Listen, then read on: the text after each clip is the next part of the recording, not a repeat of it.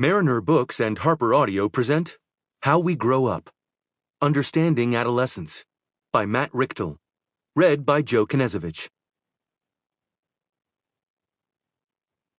For Milo and Mirabelle. Author's Note. Dear Reader, love, lead, let go.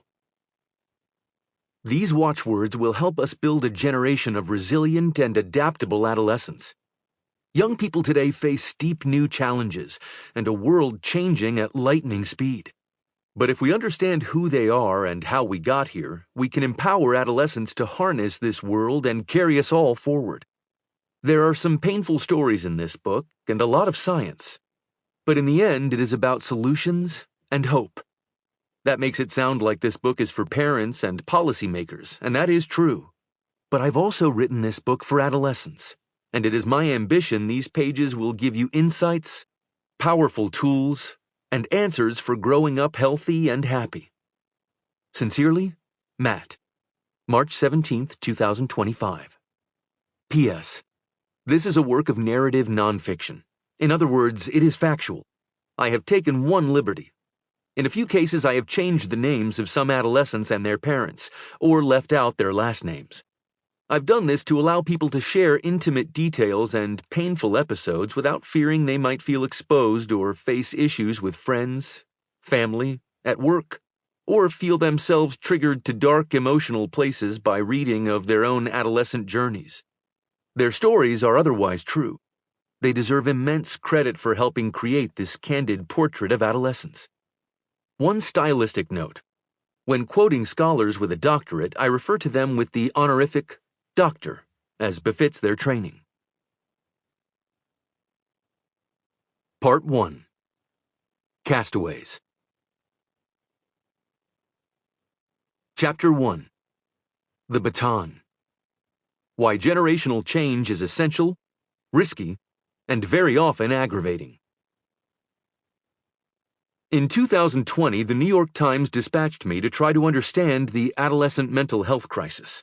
The aim was for me to write a sweeping, authoritative series of stories explaining the soaring rates of teen anxiety, depression, self-harm, and suicide.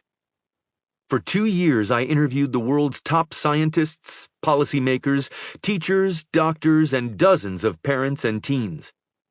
Many interviews were intense, thought-provoking, searing with revelation and raw emotion. Few hit me so hard as the one with Dr. Tatney Burnett.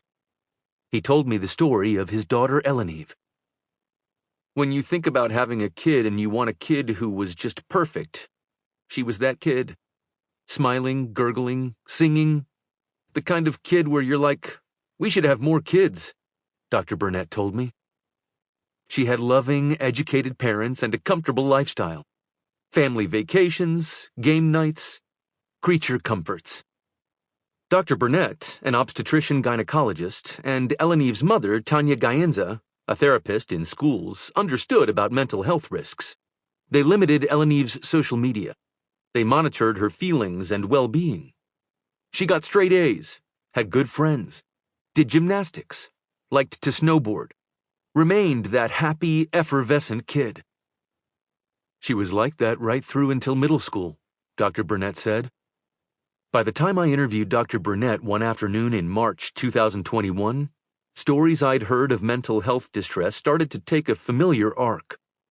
Like other adolescents I'd learned about or spoken to, Elenive grew depressed around the time of puberty. She had trouble concentrating in school. Then she started self-harming, making deep, dangerous cuts in her arms. She became despondent in a way that medications couldn't pierce, or only for short periods.